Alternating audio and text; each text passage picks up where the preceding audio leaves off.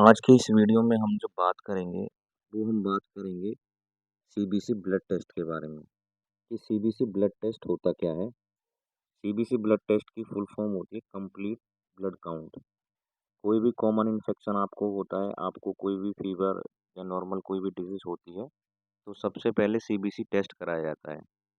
ये CBC test हम क्यों कराते हैं और इसके पैरामीटर्स में देख के हम क्या समझते हैं, फिर उसके हिसाब से कौन-सी बीमारी होती है और कौन-सी मेडिसिन हम लिखते हैं। आज हम इसके बारे में ही डिस्कस करेंगे कि सीबीसी के पैटर्न को किस तरह से समझा जाता है और एक नर्सिंग स्टाफ को, पैरामेडिकल स्टाफ को, हॉस्पिटल्स में काम करने वाले स्टाफ को इसके बारे में ज़रूर पता होना चाहिए। तो आज हम डिस्कस करते हैं सीबीसी के बारे में। सीबीसी में हम जिन पैरामीटर्स के टेस्ट कराते हैं, उसके अंदर हम 14 चीज़ों को देखते हैं। सीबीसी के अंदर नॉर्मली 14 पैरामीटर्स चेक किए जाते हैं, जिनके अंदर फर्स्ट है हीमोग्लोबिन, सेकंड है TLC total leucocyte count, third है DLC differentiate leucocyte count, fourth is RBC count, fifth PCB pack cell volume and six is MCB mean cell volume, MCH mean cell HB, MCHC concentration देखते हैं इसमें, RDW, RDWSD, RBC का size देखा जाता है इनमें,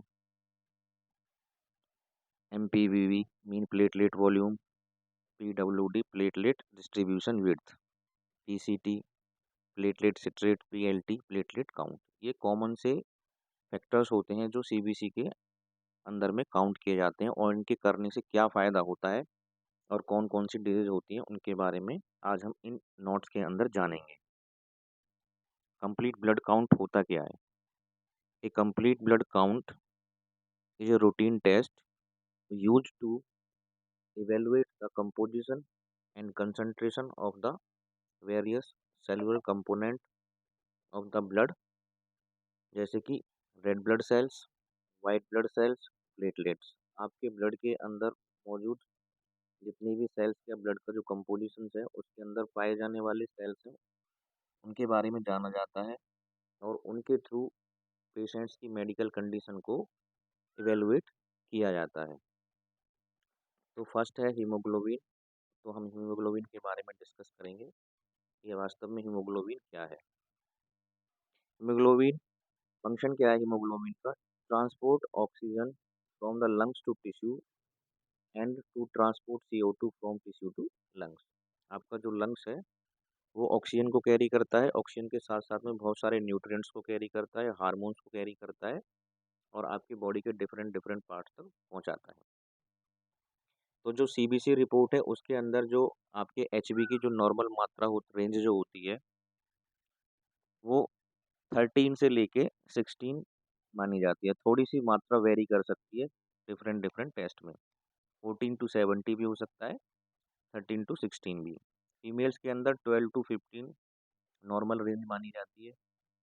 अब अगर ये नॉर्मल रेंज आपकी सीबीसी की जिसके अंदर हीमोग्लोबिन है, अगर ये नॉर्मल रेंज बढ़ जाती है, यानी कि आपके जो सीबीसी की वैल्यू है अगर वो 16 से ऊपर चली जाती है, 17 आती है, 18 आती है, तो उस कंडीशन को बोला जाता है polycythaemia. Polycythaemia in this condition increase risk of clotting in the body, increase chance of heart attack. जो ये पॉलीसाइथीमिया होता है इसके अंदर होता क्या है वास्तव में? जब आपके एचबी की वैल्यू नॉर्मल से ज़्यादा हो जाती है तो इस कंडीशन में आपकी ब्लड के अंदर क्लॉट बनने के चांसेस बढ़ जाते हैं और जिसकी वजह से आपको हार्ट अटैक होने के चांसेस बढ़ जाते हैं, क्योंकि धीरे धीरे क्लॉट इकट्ठे होते रहते हैं और एक समय पे ब्लड सर्कुलेशन रुक जाता है, जिसकी वजह से आपको हार्ट अटैक हो सकता है। तो इसका ट्रीटमेंट क्या है? इसका ट्रीटमेंट है खून को पतला करने वाली दवाई चलाई जाती है इसके लिए और उनकी जो सबसे मोस्ट ट्रस्टेड ब्रांड है वो है इकोस्प्रिन। इकोस्प्रिन टैबलेट आती है 75 mg, उसको ओडी देते हैं, यानी कि खून को पतला करने की दवाइयाँ इसमें चलाई जाती हैं। कंप्लीटली मैं किसी ब्रांड का नाम नहीं ले रहा हूँ, बता रहा हूँ कि खून को पतला करने की ड्रग्स चलती हैं जब किसी पेशेंट को पॉलीसाइथीमिया हो जाता है। और पॉलीसाइथीमिया कंडीशन है कि आपके एचबी की नॉर्मल रेंज का बढ़ जाना। अब इसी तरफ दूसरी कंडीशन आती है कि अगर आपके ब्लड के अंदर एचबी की मात्रा नॉर्मल से अगर कम हो जाती है, यानी 12 से अगर नीचे चली जाती है, 10 हो जाती है, 8 हो जाती है, उस कंडीशन को बोला जाता है एनीमिया। अब वास्तव में एनीमिया क्या होता है? एनीमिया खून की कमी को बोला जाता है, decrease the level of RBC count in haemoglobin. आपके हीमोग्लोबिन के अंदर यानी एचबी के अंदर आरबीसी की मात्रा का कम हो जाना एनीमिया कहलाता है। तो इसको क्या ट्रीटमेंट करते हैं? इसके जो ट्रीटमेंट दिया जाता है उसका नाम होता है iron tablet, vitamin B 12 capsule, folic acid, iron syrup, हरी पत्तेदार सब्जियां, जिनसे आपको आयरन की मात्रा ज़्यादा मिले, उसको लेने से आपके एनीमिया का ट्रीटमेंट हो जाता है। एनीमिया अगर किसी को रहता है तो उसको क्या प्रॉब्लम हो सकती है?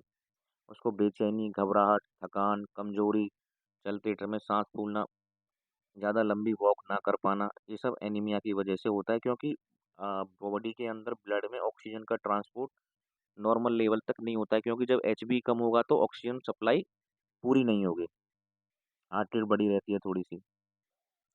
उसके बाद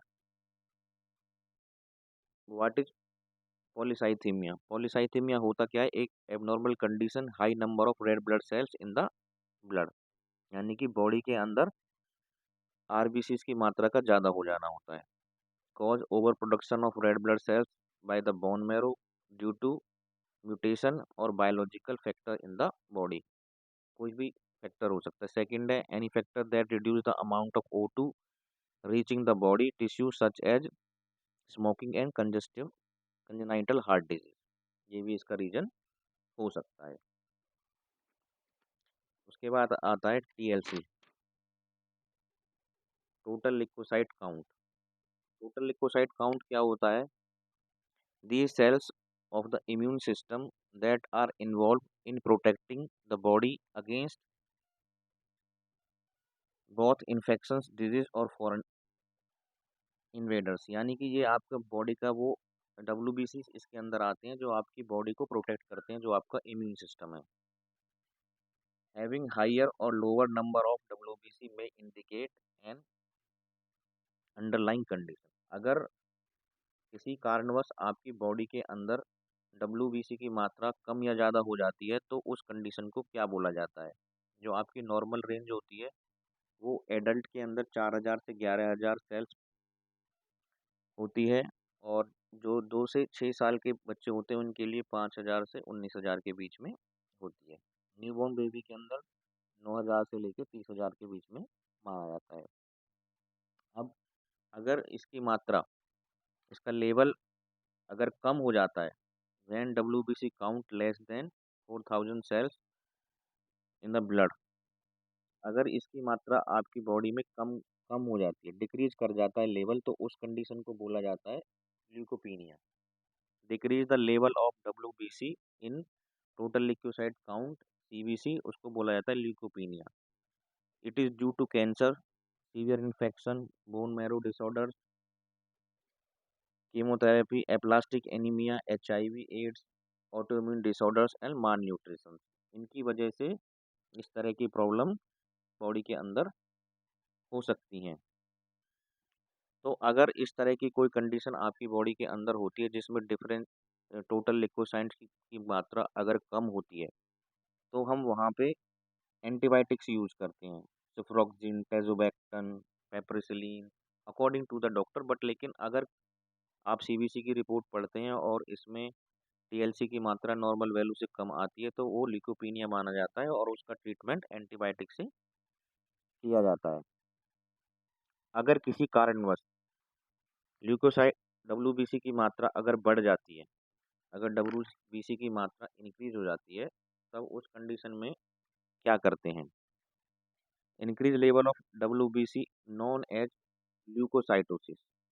इस कंडीशन में आपके ब्लड काउंटिंग के टेस्ट टीएलसी के अंदर अगर डब्ल्यूबीसी की मात्रा इंक्रीज कर जाती है तो उस कंडीशन को बोला जाता है ल्यूकोसाइटोसिस।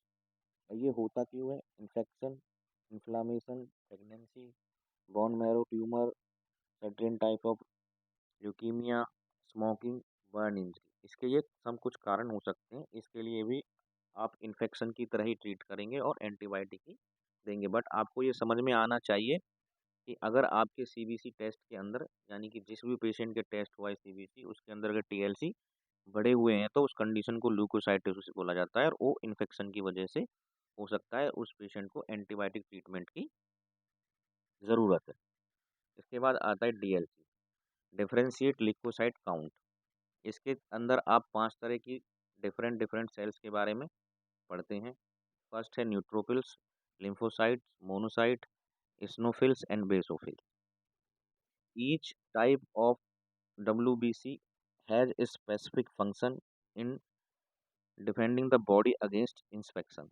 यानी कि ये WBC की डिफरेंट डिफरेंट नाम है, और डिफरेंट डिफरेंट सेल्स होते हैं जो बॉडी में अलग अलग प्रकार का काम करते हैं और अलग अलग तरह से आपकी बॉडी को इन्फेक्शन से बचाने की कोशिश करते हैं। कोई हार्मोन स्टिमुलेट करता है, कोई इम्यून सिस्टम को मजबूत करता है, कोई ऐसे सेल्स प्रोड्यूस करता है जो बैक्टीरिया को खाते हैं। तो इन सब के अलग अलग काम है, सबका फंक्शन एक ही है, आपकी बॉडी को बचाना। इसीलिए सीबीसी टेस्ट सबसे नॉर्मल होते हुए भी आपको समझना बहुत ज़रूरी है। तो बात करते हैं न्यूट्रोफिल्स के बारे में कि न्यूट्रोफिल्स होते क्या हैं। They play role in the distribution of bacteria and release chemical that killer and inhibit the growth of bacteria. ये क्या है, ये न्यूट्रोफिल्स क्या करते हैं, इस तरह के केमिकल्स जो है रिलीज करते हैं, जो केमिकल्स आपके बैक्टीरिया को इनहेबिटेट कर देते हैं, ख़त्म कर देते हैं, उसके डीएनए को इनहेबिटेट कर देते हैं, जिसकी वजह से उसका डिस्ट्रीब्यूशन नहीं हो पाता है और आपका बैक्टीरिया वहीं पे मर जाता है, और ये आपकी बॉडी को प्रोटेक्ट करने का काम करता है। उसके बाद आता है आपका इसकी नॉर्मल रेंज। इसकी नॉर्मल रेंज जो होती है 40% से लेकर 70% के बीच में होती है। न्यूट्रोफिल्स अगर इनकी मात्रा 70% से ज़्यादा हो जाती है तो उस कंडीशन को बोला जाता है न्यूट्रोफिलिया। अगर आपकी बॉडी के अंदर न्यूट्रोफिल्स की मात्रा 70% से ज़्यादा हो जाती है तो उसको न्यूट्रोफिलिया बोला जाता है। न्यूट्रोफिलिया होने के कारण क्या क्या हो सकते हैं, bacterial infection, smoking, injury, inflammation, severe exercise, steroid use, ये इसके न्यूट्रोफिलिया होने के रीज़न हैं। इनके लिए भी आपको एंटीबायोटिकल ही ट्रीटमेंट देना होता है। उसके बाद है न्यूट्रोपीनिया। अगर आपके न्यूट्रोफिल्स की मात्रा नॉर्मल वैल्यू 40% से अगर कम हो जाती है तो वो किस वजह से हो सकती है, यानी कि आपने सीबीसी टेस्ट कराया और उसके अंदर न्यूट्रोफिल्स की मात्रा 40% से कम आई है, तो उस कंडीशन में क्या हो सकता है। इसके कारण है HIV, AIDS, aplastic anaemia, bone marrow failure, chemotherapy, radiation and leukaemia. इनकी वजह से आपके पेशेंट्स को न्यूट्रोपीनिया हो सकता है। उसके बाद बात करते हैं लिम्फोसाइट्स की। Destroying cells infected by virus and foreign invaded cells. ये क्या करता है, ये इन्फेक्टेड सेल्स को, वायरस को ख़त्म करने के लिए आपके बॉडी के अंदर एंटीबॉडी प्रोडक्शन करता है, जो आपके बॉडी को बीमारी से बचाने का काम करती हैं। जैसे कि कैंसर टाइप का infection, other micro organism infection, किसी भी प्रकार का इन्फेक्शन अगर आपकी बॉडी में हो गया है तो उसके प्रति, उसके अगेंस्ट में आपकी बॉडी में ये एंटीबॉडी प्रोड्यूस करता है, जिसकी वजह से आप इन्फेक्शन से बचते हैं। इसकी नॉर्मल रेंज होती है 20 to 40%। सीबीसी के अंदर इसकी नॉर्मल वैल्यू 20 to 40% आती है। इसके बाद बात करते हैं, अगर इसकी मात्रा, लिम्फोसाइट्स की मात्रा अगर नॉर्मल वैल्यू 20% से अगर कम हो जाती है, अगर ये लोअर हो जाती है इसकी मात्रा, तो उस कंडीशन को बोला जाता है ल्यूकोसाइटोपीनिया। और ल्यूकोसाइटोपीनिया मोस्टली आपको ज़्यादातर होता है थायराइड फीवर में, एसटीडी, सेक्सुअल ट्रांसमिटेड डिजीज़ में, कीमोथेरेपी ड्रग्स में, ब्लड डिजीज़ में, हॉकिंस डिजीज़ में, वायरल हेपेटाइटिस में, ऑटो इम्यून डिजीज़ में, स्टीरॉयड यूज़ करते हैं बहुत सारे जो लोग हैवी एक्सरसाइज करते हैं, उन सबको ल्यूकोसाइटोपीनिया होने के चांस बढ़ जाते हैं। इनका ट्रीटमेंट भी एज ए एंटीबायोटिक के तौर से ही किया जाता है। उसके बाद आता है लिम्फोसाइटोसिस। अगर किसी भी कंडीशन में लिम्फोसाइट की मात्रा आपकी बढ़ जाती है तो उस कंडीशन को बोला जाता है लिम्फोसाइटोसिस। और लिम्फोसाइटिस तब होता है जब आपके नॉर्मल रेंज 40% को क्रॉस करके बढ़ जाती है। तो ये कौन-कौन सी कंडीशन में हो सकता है? ये आपका हो सकता है वायरल इन्फेक्शन में, साइटोमेगाली वायरस में यानी सीएमवी वायरस में, कैंसर ऑफ ब्लड, न्यूक्लियोसिस में। इसके बाद बात करते हैं इस्नोफिल्स के बारे में कि इस्नोफिल्स क्या है? Distribution of allergies and inflammatory chemicals. ये इस प्रकार के केमिकल्स रिलीज करता है, एंजाइम्स रिलीज करता है जो आपके पैरासाइट्स को डिसेबल कर देते हैं आपकी बॉडी के अंदर। इसकी नॉर्मल रेंज होती है 2% से लेके 6%। अगर किसी रीजन से इनकी ये वैल्यू कम या ज़्यादा हो जाती है तो उस कंडीशन को क्या बोला जाता है? जब इस्नोफिल्स की मात्रा 6% से ज़्यादा हो जाती है तो इसको इस्नोफीलिया हो जाता है। और जब आपको इस्नोफीलिया हो जाता है तो उस कंडीशन में आपको high fever, skin disorder, auto immune disease, parasitic infection, asthma, allergy, जब आपकी बॉडी में किसी भी प्रकार की सीवियर एलर्जी हो जाती है तो उस टाइम पे इस्नोफिल्स की मात्रा जो होती है वो आपकी बॉडी के अंदर बढ़ जाती है और इसके ट्रीटमेंट के लिए आप यूज़ करते हैं एविल, डेक्सा, हाइड्रोकॉर्टिसोन और अदर टाइप की drugs. Eosinophilia it is the condition increase the eosinophils rate. उसके बाद आता है इस्नोपीनिया। इस्नोपीनिया क्या होता है? Eosinopenia when eosinophils count is less than 2%। अगर इस्नोफिल के काउंट अगर 2% से कम हो जाते हैं तो उस कंडीशन को इस्नोपीलिया बोला जाता है। अब इस्नोपीनिया के अंदर होता क्या है? अल्कोहल इंटॉक्सिकेशन, सेप्सिस, ये भी एक प्रकार का इन्फेक्शन है। जब आपकी बॉडी के अंदर इस्नोफिल्स की मात्रा कम हो जाएगी 2% से तो सेप्सिस का मतलब होता है कि बॉडी के अंदर बहुत ज़्यादा मात्रा में इन्फेक्शन क्रिएट हो जाना, अल्कोहल इंटॉक्सिकेशन हो जाना, कॉजिंग सिंड्रोम हो जाना, ये भी एक कार्य है इसका इस्नोपीनिया होने का। इसके लिए आप हाई एंटीबायोटिक्स का यूज़ करते हैं जैसे मीरोपेनम है। मीरोपेनम इसके लिए बेस्ट एंटीबायोटिक है।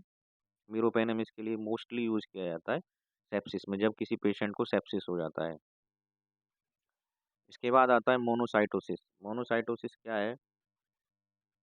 Monocytes change into macrophages in tissue where it clean up cells by phagocytosis. ये क्या करते हैं? ये उन सेल्स को खा जाते हैं, उनको क्लीन कर देते हैं। मैक्रोफेजेस को टिश्यू हैं उनको ख़त्म कर देते हैं आपकी बॉडी के अंदर से।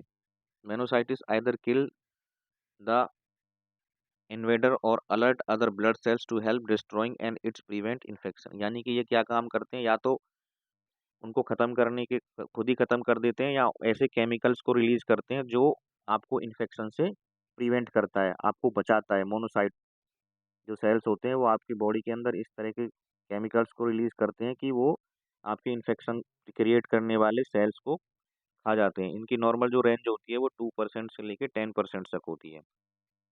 अगर किसी कंडीशन में इनकी मात्रा कम या ज़्यादा हो जाती है तो क्या हो सकता है?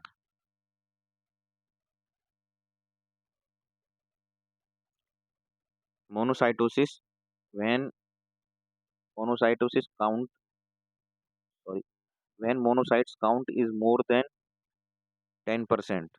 अगर इनकी मात्रा 10% से अगर ज़्यादा हो जाती है तो इसके क्या कारण हो सकते हैं? Bacterial, viral, fungal infection, autoimmune disease, tuberculosis, inflammatory bowel disease, ये इसके कारण हो सकते हैं। इनके लिए आप एंटीबायोटिक का उपयोग करेंगे। इसके बाद है मोनोसाइटोपिनिया। अगर आपके मोनोसाइट्स की मात्रा 2% से नीचे चली जाती है तो इस कंडीशन को मोनोसाइटोपिनिया बोला जाता है। और ये हो सकता है रेडिएशन की वजह से, बोन मैरो डिसऑर्डर की वजह से, एचआईवी की वजह से, एड्स की वजह से, सेप्सिस की वजह से, ड्यू टू इन्फेक्शन। इन्फेक्शन आपको ये सारी प्रॉब्लम्स हो सकती है। इन सब के लिए आप हैवी एंटीबायोटिक्स का उपयोग करते हैं। इसके बाद आता है आपका बेसोफिल्स।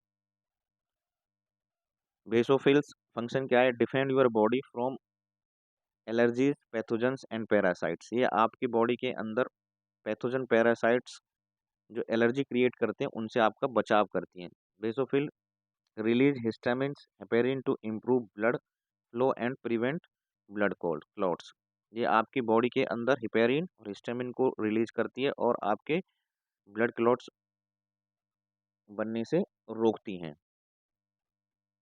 इसकी नॉर्मल वैल्यू है वो 0.5 से लेके 1% तक होती है। अगर किसी कंडीशन में इनकी मात्रा कम या ज़्यादा हो जाती है तो क्या हो जाता है, आइए उस कंडीशन को भी जानते हैं। अगर बेसोफिल्स की मात्रा अपनी नॉर्मल वैल्यू से अगर ज़्यादा हो जाती है तो उस कंडीशन को बोला जाता है बेसोफिलिया। बेसोफिलिया नॉर्मली होता है ल्यूकीमिया की वजह से और ऑटो इम्यून डिजीज की वजह से। इसके लिए भी आप एंटीबायोटिक्स का उपयोग करते हैं। उसके बाद आता है basopenia, when eosinophil count is lower than 0.5%। अगर इसके काउंट की मात्रा 0.5% से कम हो जाती है तो इसको बेसोपीनिया बोला जाता है। इसके कारण क्या हैं? इसके कारण है एक्यूट इन्फेक्शन, कीमोथेरेपी, हाइपोथायराइडिज्म। अगर आपको हाइपोथायराइडिज्म है तो बेसोपीनिया होने के चांस हो सकते हैं। थायराइड का ट्रीटमेंट करना है और इन्फेक्शन के लिए एंटीबायोटिक्स का उपयोग करना है। Normal range of differentiate leucocyte count neutrophils 1600 से लेकर 7700 तक, लिम्फोसाइट 800 से लेकर 4400 तक, स्नोफिल्स 80 से लेकर 660 तक, मोनोसाइट्स 100 से लेकर 1100 तक एंड बेसोफिल्स 20 से लेकर 110। ये इनकी नॉर्मल वैल्यू है डिफरेंशिएट लिकोसाइट काउंट की, डीएलसी। के बारे में बाद में बात करते हैं। How to calculate absolute count of different leucocytes. To absolute count for a parameter type of WBC is calculated when the total WBC multiplied by differentiate percentage for the cells type in a given blood sample।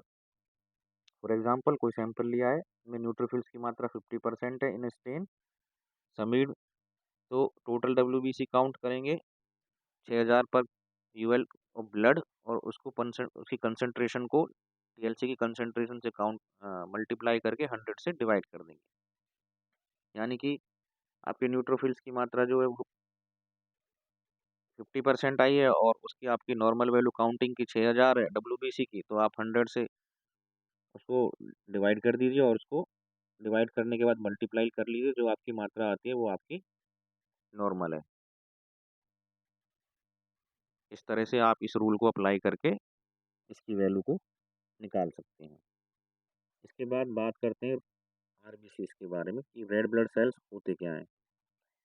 RBC red blood sales आपकी body में haemoglobin के अंदर RBCs की जो मात्रा होती है इनको इरेथ्रोसाइट्स बोला जाता है। अगर किसी रीजन से आरबीसी की मात्रा आपकी बॉडी के अंदर कम हो जाती है तो उस कंडीशन को क्या बोलते हैं, और किसी कारण से अगर आरबीसी की मात्रा बढ़ जाती है तो उस कंडीशन को क्या बोलते हैं। अगर आरबीसी की मात्रा आपकी बॉडी के अंदर 4.5 से लेकर, जो मेल के अंदर नॉर्मल वैल्यू है, और फीमेल के अंदर 4.2 मिलियन पर माइक्रोलीटर ऑफ ब्लड है, अगर किसी रीजन से आपकी बॉडी के अंदर या आपके पेशेंट्स की बॉडी के अंदर या आपके किसी भी मरीज की बॉडी के अंदर अगर आरबीसी की मात्रा कम हो जाती है तो उस कंडीशन को बोला जाता है इरेथ्रोसाइटोपिनिया। अब इरेथ्रोसाइटोपिनिया अगर आपके किसी पेशेंट को हो गया है तो वो किस कारण से हो सकता है, उसके कारण भी आपको पता होने चाहिए। इरेथ्रोसाइटोपिनिया आपको होता है डब्ल्यूबीसी की कमी, वो आयरन विटामिन 12 डेफिशिएंसी की वजह से, मल्टीपल माइलोमा होने की वजह से, थायराइड डिसऑर्डर होने की वजह से, माल न्यूट्रिशन की वजह से, और इंटर इंटरनल ब्लीडिंग और एक्सटर्नल ब्लीडिंग, जहाँ पे आपके ब्लड लॉस की वजह से आरबीसी की काउंटिंग कम हो रही है, इनकी वजह से आपको ये हो सकता है। तो विटामिन और ब्लड लॉस ज़्यादा हुआ है तो ब्लड दोना देना होता है। माल न्यूट्रिशन के लिए आपको पेशेंट को न्यूट्रिएंट्स का फूड देना होता है कंपोजिशन के साथ, ताकि उसको प्रॉपर मात्रा में न्यूट्रिएंट्स मिल सके। अगर थायराइड डिसऑर्डर है तो थायराइड को ट्रीट करना है। बेसिकली आपको आरबीसी काउंटिंग की मात्रा देख के ये पता लगानी होती है कि आपके पेशेंट को ये प्रॉब्लम हो सकती है, फिर उसी के हिसाब से आपके पेशेंट को आपको ट्रीट करना है। नेक्स्ट, अगर किसी भी रीजन से आरबीसी की मात्रा बढ़ जाती है 6.0 से 5.5, अगर मेल के अंदर इनकी मात्रा इंक्रीज हो जाती है तो वो किस कंडीशन में हो सकती है। Smoking, dehydration, kidney tumours, lung disease, polycythaemia. इन कंडीशन में आपको इरेथ्रोसाइटोसिस हो सकता है। अगर ये कंडीशन आपके कोई सामने आती है तो आपको इस हिसाब से ट्रीट करना है। दूसरा है pack cell volume, PCV. Haematocrit is the percentage by volume of RBC in your blood. इसके अंदर आप आरबीसी की मात्रा निकालते हैं। नॉर्मल वैल्यू क्या है, 41 टू लेके 50% और फीमेल में 36 से लेके 48।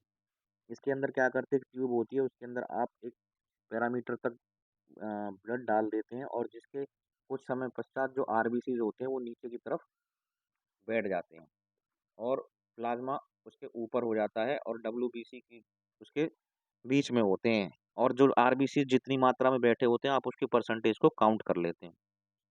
Blood contains two part, fluid part और सेलुलर पार्ट, जिसमें प्लाज्मा 55%, डब्ल्यूबीसी 1%, प्लेटलेट और आरबीसी 45%। तो ये आप इस तरह से उस छड़ के अंदर ब्लड डाल के और जब बॉटम में जितनी आरबीसी बैठते हैं उसकी परसेंटेज को काउंट करके आप पीसीबी का वॉल्यूम निकाल सकते हैं। अगर किसी कारण से इनकी मात्रा लो हो जाती है, अगर ये आपका लो आता है तो उस कंडीशन में आपको क्या देखना होता है, seen in anaemia of six six cells, iron, folate, vitamin B 12 deficiency and bone marrow disorder. आपको ये कारण हो सकते हैं लो हिमेटोक्रिट होने का। इसके लिए आपको इसके हिसाब से ट्रीट करना है। विटामिन बी 12 की टैबलेट, अगर सिकल सेल्स एनीमिया दिख रहा है तो उसके हिसाब का ट्रीटमेंट, और बोन मैरो डिसऑर्डर्स अगर उसको है तो उस हिसाब से आपको ट्रीट करना है। आपको समझ में आ जाना चाहिए कि अगर आरबीसी, अगर इसमें लो हिमोक्रोटिट है पीसीबी के अंदर, इसकी मात्रा अगर कम आ रही है तो आपके पेशेंट्स को इस कारण की वजह से ये हो सकता है। अगर इसकी कंसंट्रेशन अगर हाई आती है तो तब उसमें क्या हो सकता है, डिहाइड्रेशन, लंग डिजीज और हार्ट डिजीज। कंसंट्रेशन अगर ज़्यादा आती है तो उसको इस कारण से इसकी मात्रा बढ़ सकती है पीसीबी की। तो इसके बाद आता है एमसीवी, मीन सेल्स और corpus cellular volume, indicate the average size of each red blood sales. इस तरह से निकालते हैं MCV, PCB oblique RCB count into 10 फेम्टोलीटर। ये इसका रूल्स है, इससे इसको काउंट करा जाता है। अगर किसी रीजन से इसकी मात्रा कम या ज़्यादा होती है तो क्या होता है, आइए देखते हैं। इसकी जो नॉर्मल रेंज है वो है 80 टू 100 फेम्टोलीटर नॉर्मोसाइटिक, और अगर वो हाइयर होती है तो वो है मैक्रोसाइटिक। आरबीसी का साइज इसके अंदर बड़ा हो जाता है। जो आपके आरबीसी के जो साइज होते हैं वो बढ़ने लगते हैं अपने नॉर्मल रेंज से। जो 80 से 100 है फेम्टोलीटर, उससे क्या होता है, आपके आरबीसी का साइज ज़्यादा होना शुरू हो जाता है। इसके कारण क्या हो सकते हैं, विटामिन बी 12 की डेफिशिएंसी, फोलिक एसिड की डेफिशिएंसी। इसकी वजह से आपके आरबीसी का साइज ज़्यादा होने लगता है, तो उसके लिए आपको ट्रीट करना है इस हिसाब से। लो, अगर आपके आरबीसी की मात्रा 80 फेम्टोलीटर मैक्रोसाइट हो जाती है तो iron deficiency and thalassaemia, thalassaemia और आयरन डेफिशिएंसी की वजह से ऐसा हो सकता है। इसके लिए आप क्या करेंगे, आपको आयरन और थैलीसीमिया की डिजीज का ट्रीटमेंट करना होगा। उसके बाद आता है MCH, mean cell haemoglobin, reflect the average amount of HB in each red blood cells. इसको निकालते हैं MCH, Hb oblique RBC count into 100 picogram, O2 molecules, haemoglobin and haemoglobin red blood cells. आप ये डायग्राम में देख सकते हैं। जो लैब टेक्नीशियंस होंगे उनको ये चीज़ें बहुत इजीली समझ में आएंगी, लेकिन और भी अदर स्टाफ, नर्सिंग स्टाफ हैं, उनको भी इनके बारे में इतना तो पता होना चाहिए कि क्या होती हैं ये चीज़ें और आप ये टेस्ट किस लिए कराते हैं। इसके बाद इसकी नॉर्मल रेंज की बात कर लेते हैं। नॉर्मल रेंज इसकी होती है 27 से 33 पिकोग्राम। हाई एमसीएच अगर होता है तो वो क्या होता है, vitamin B 12 and folic acid deficiency. ये सब आपके ब्लड की कंसंट्रेशन या ब्लड में होने वाली डिजीज हैं जिनकी वजह से आपकी मात्रा कम या ज़्यादा होती है। ये सब विटामिन और मल्टीविटामिन, फॉलिक एसिड्स, इनकी वजह से ही होता है। तो इसके लिए आप विटामिन बी 12 की टैबलेट और फॉलिक एसिड की टैबलेट पेशेंट के लिए चलाएंगे। लो एमसीएच कॉज अगर होता है तो आयरन डेफिशिएंसी है तो आप आयरन का ट्रीटमेंट देंगे। Mean cells haemoglobin concentration, the average concentration of HB in given और पैक्ड ब्लड सेल्स। इसको काउंट करने का formula HB PCB percentage upon 100। Normal range 33 से लेकर 35 ग्राम पर decilitre. IMCH cause vitamin B 12 deficiency disease, liver disease. अगर low हो जाता है तो आयरन डेफिशिएंसी और पैरासिटिक इन्फेक्शन। पैरासाइट इन्फेक्शंस के लिए आप पैरासाइट का ट्रीटमेंट एल्बेंडाजोल दीजिए, आइवरमेक्टिन दीजिए, और आयरन डेफिशिएंसी के लिए आप आयरन की टैबलेट का ट्रीटमेंट दीजिए। इसके बाद आता है सबसे important, platelet count. Platelet count के अंदर आप क्या देखते हैं, it helps to prevent is a blood clot to prevent blood loss. Normal range 1.5 lakh से 4.5 लाख सेल्स पर माइक्रोलीटर ऑफ ब्लड। ये आपके बनावट होती है प्लेटलेट्स की। Cause of low platelets. अगर किसी कारण से आपकी बॉडी के अंदर प्लेटलेट की मात्रा कम हो जाती है तो उस कंडीशन को बोला जाता है थ्रोम्बोसाइटोपिनिया। ब्लड लेवल के अंदर प्लेटलेट्स की मात्रा को कम होने की कंडीशन को बोलते हैं थ्रोम्बोसाइटोपिनिया। कॉज होता है bone marrow disorder, virus infection, dengue, chickenpox, mumps, acquired immuno deficiency syndrome, hereditary disease, aplastic anaemia. इन सारी कंडीशंस की वजह से आपको प्लेटलेट काउंट कम हो सकते हैं। डेंगू की वजह से आपको प्लेटलेट काउंट सबसे ज़्यादा कम होता है। तो इसके ट्रीटमेंट के लिए आपको बॉडी में फ्लूइड्स की मात्रा और डिजीज के हिसाब से एंटीबायोटिक की मात्रा देनी होती है। और जब डेंगू फीवर होता है तो किसी भी पेशेंट्स को पेन किलर ड्रग्स नहीं दी जाती हैं। और डेंगू के ट्रीटमेंट के लिए कैरीपिल नाम की टैबलेट आती है, वो प्लेटलेट की मात्रा को बॉडी के अंदर बहुत जल्दी से बढ़ाती है, कैरीपिल। तो condition to the patient treatment करना होता है, बट लेकिन अगर बॉडी के अंदर प्लेटलेट की मात्रा कम आ रही है तो आपको समझ जाना है कि आपके पेशेंट को हॉस्पिटल में एडमिशन की नीड है।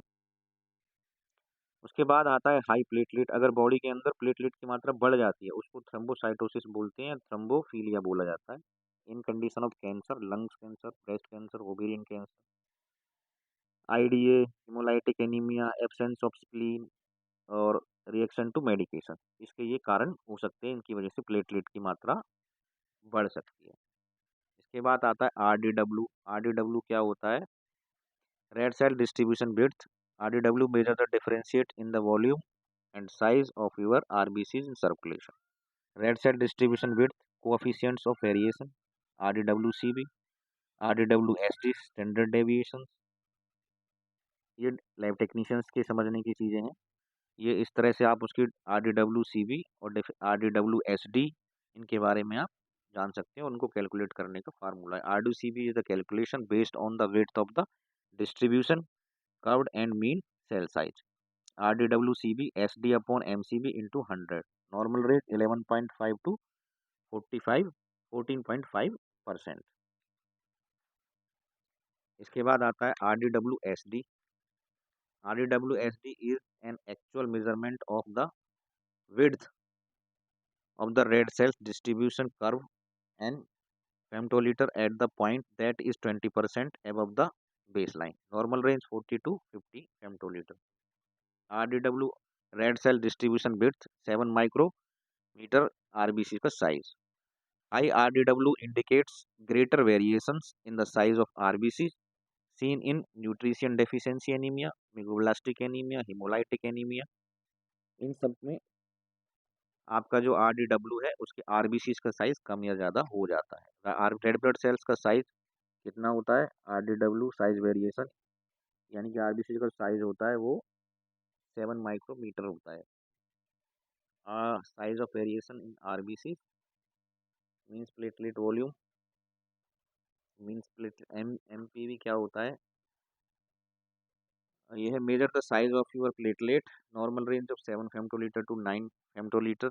High MPV large platelet, femtolitre youngs, cause cancer, hypothyroidism, vitamin D deficiency, heart disease and hypothyroidism. ये कुछ कारण होते हैं जिनकी वजह से आप अपना CBC का नॉर्मल टेस्ट कराते हैं। और CBC के नॉर्मल टेस्ट कराने की वजह से आपको बॉडी के अंदर होने वाले बहुत सारे इन्फेक्शंस के बारे में पता चलता है, जिनसे आप नॉर्मली अपने किसी भी पेशेंट का ट्रीटमेंट कर सकते हैं।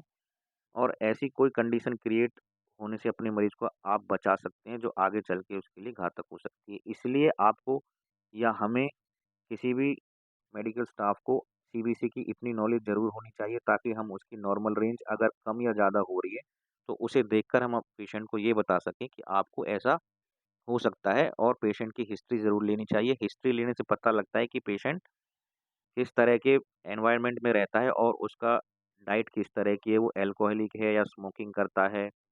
तो इन चीज़ों को जानकर आप पेशेंट को गाइड कर सकते हैं और पेशेंट को उसके ट्रीटमेंट के लिए सलाह दे सकते हैं। मैं उम्मीद करता हूँ कि जितना मैंने समझा है, उतना मैंने आपको समझाने की कोशिश की है और ये आपके लिए थोड़ा बहुत लाभदायक भी होगा। Thank you.